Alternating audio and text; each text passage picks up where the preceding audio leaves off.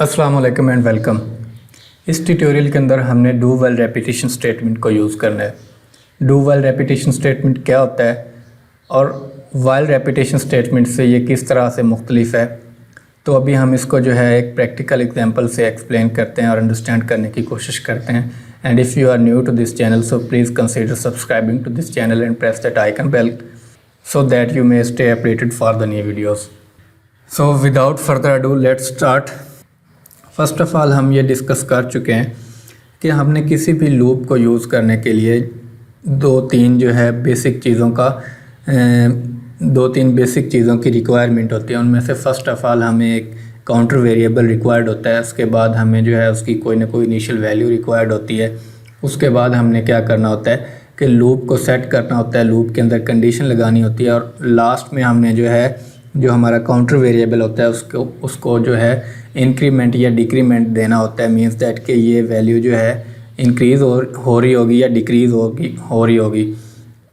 उसका पर्पज़ ये होता है कि हमने लूप को असेंडिंग या डिसेंडिंग ऑर्डर में सेट करना होता है कि वो लोअर वैल्यू से अब हायर वैल्यूज़ की तरफ जा रहा है या हायर वैल्यूज़ से लोअर वैल्यूज़ की तरफ जा रहा है as per needs.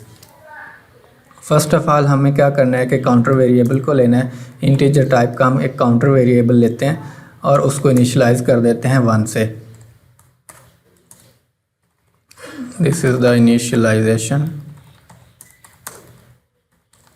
Of counter variable. उसके बाद हमने क्या करना होता है, डू वाइल रेपिटेशन स्टेटमेंट के बाद हमने क्या करना होता है कि डू का कीवर्ड लिखते हैं और उसके बाद करली ब्रेसेस आ जाते हैं। करली ब्रेसेस के बाद हमने क्या करना होता है कि वाइल का कीवर्ड लिखते हैं और उसके बाद पैरेंथेसिस होते हैं और पैरेंथेसिस के बाद स्टेटमेंट टर्मिनेटर आ जाता है। डू का कीवर्ड और उसके बाद जो करली ब्रेसेस है उसके अंदर हमने ये राइट डाउन करना होता है कि हम इस लूप के थ्रू क्या एग्जीक्यूट करवाना चाह रहे हैं। फॉर एग्जांपल हम ये एग्जीक्यूट करवाना चाह रहे हैं कि ये लूप क्या चीज़ हमें आउटपुट देगा अगर हम इसी काउंटर वेरिएबल को शो करें।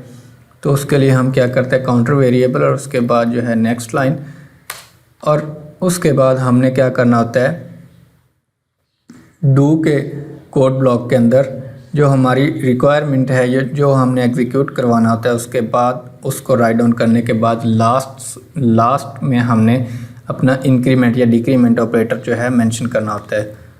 हमारे पास जो काउंटर वेरिएबल है उसको हम काउंटर ही लिख रहे हैं और उसको हम इंक्रीमेंट कर देते हैं 1 से। उसके बाद क्या होगा कि जो हमारे पास वाइल का सेक्शन है, वाइल के कीवर्ड के बाद ये जो करली पैरेंथेसिस हैं, यहाँ पे हमने जो हमारे लूप की कंडीशन है वो सेट करनी होती है। तो अगर हम ये चाह रहे हैं कि ये जो हमारे पास वेरिएबल है काउंटर, ये लेस दैन और इक्वल टू 10 रहे और तब तक ये लूप एग्जीक्यूट होता रहे, तो हम इसको इस तरह से लिखेंगे। अगर हम इसको रन करके देखें, you can see it is showing the numbers from 1 to 10। अब ये काम किस तरह से कर रहा है, इसको हम इस तरीके से अंडरस्टैंड कर सकते हैं कि फ़र्स्ट ऑफ ऑल कंपाइलर ने डू का कीवर्ड रीड किया और डू का कीवर्ड रीड करने के बाद जो उसको नेक्स्ट कोड मिला वो ये था कि आपने सी आउट करना है काउंटर को। काउंटर के अंदर जो हमारे पास इनिशियली 1 की वैल्यू थी, उसके बाद उसके अंदर 1 का इंक्रीमेंट हो गया और यहाँ पे वैल्यू 2 आ गई। उसके बाद ये एग्जीक्यूशन होगी और उसके बाद वाइल की कंडीशन आई और यहाँ पे चेक लगा कि काउंटर लेस देन और इक्वल टू 10 है, तो ये कंडीशन ट्रू है। और उसके बाद ये इस लूप ने नेक्स्ट आइट्रेशन को अडॉप्ट कर लिया या नेक्स्ट आइट्रेशन की तरफ मूव कर गया। अगर ये कंडीशन रॉन्ग होती तो इस लूप ने नेक्स्ट आइट्रेशन को अडॉप्ट नहीं करना था।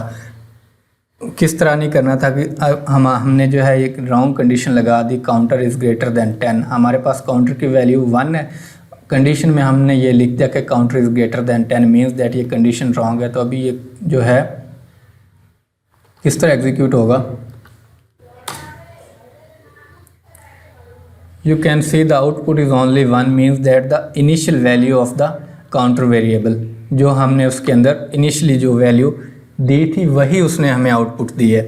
इसका मतलब ये है कि ये जो डू के कीवर्ड के बाद हमने कोड लगाना होता है इसने डू वाइल रेपिटेशन स्टेटमेंट के अंदर इस कोड ने एटलीस्ट एक दफ़ा ज़रूर एग्जीक्यूट होना होता है। उसके बाद उसने कंडीशन चेक करनी है, अगर तो कंडीशन ट्रू है तो उसने नेक्स्ट आइटरेशन की तरफ मूव करना है, otherwise it will terminate the loop.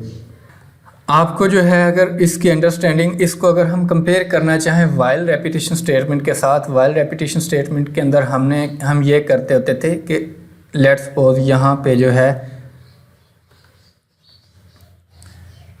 यहाँ से जो है हम अपना कोड कमेंट कर रहे हैं, सॉरी यहाँ तक ये हमारा कोड कमेंट हो गया। अब हम देख रहे हैं कि वाइल रेपिटेशन स्टेटमेंट किस तरह होता था कि फ़र्स्ट ऑफ ऑल हमने जो है काउंटर वेरिएबल की इनिशियलाइजेशन करते थे और उसके बाद जो है वाइल का कीवर्ड और उसके अंदर कंडीशन होती थी। उसके बाद जो है करली ब्रेसेस के अंदर इसका कोड होता था। इसका अगर हम कोड लिखें काउंटर सी आउट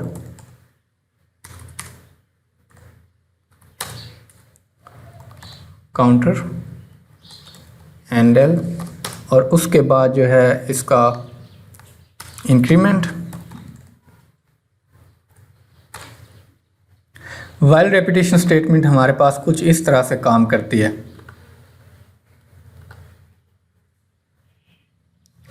ये हमें कुछ भी शो नहीं करवा रहा क्योंकि जो first of all condition check हुई, इनिशियली जो फर्स्ट फेज़ था एग्जीक्यूशन का, कंपाइलर ने first of all while repetition statement के अंदर कंडीशन चेक किया और उसके बाद वो फर्दर मूव हुआ। तो कंडीशन ही रॉन्ग थी तो आगे इसने कोई एक्शन परफॉर्म नहीं किया। अगर हम ये करें कि इसको यहाँ पे अगर हम कोई राइट कंडीशन डालते हैं, मीन्स दैट लेस देन और इक्वल टू 10, तो ये हमारे पास जो है हमें डिज़ायर्ड आउटपुट प्रोवाइड करेगा। You can see the output is from 1 to 10, जो कि हमारे पास एक राइट आउटपुट है। अगर हम इसको समराइज़ करना चाहें या इसका कोई कंक्लूजन देखना चाहें तो वो ये होगा कि डू वाइल रेपिटेशन स्टेटमेंट के अंदर जो हमारे पास एक एग्जीक्यूशन कोड होता है जो हमने जो है उस लूप के थ्रू डिज़ायर कर रहे होते हैं, तो वो एक दफ़ा जो है उसने लाजमी एग्जीक्यूट होना होता है। ऑन द अदर हैंड अगर हम वाइल रेपिटेशन स्टेटमेंट की बात करें तो इसके अंदर फर्स्ट ऑफ ऑल जो पहला काम कंपाइलर ने करना होता है वो उसने कंडीशन को चेक करना होता है। अगर तो कंडीशन ट्रू है तो वो फर्दर मूव करेगा, अदरवाइज जो है वो टर्मिनेट हो जाएगा। Friends, I hope you must have learned something from this tutorial. Stay connected for more. Thank you. Allah Hafiz.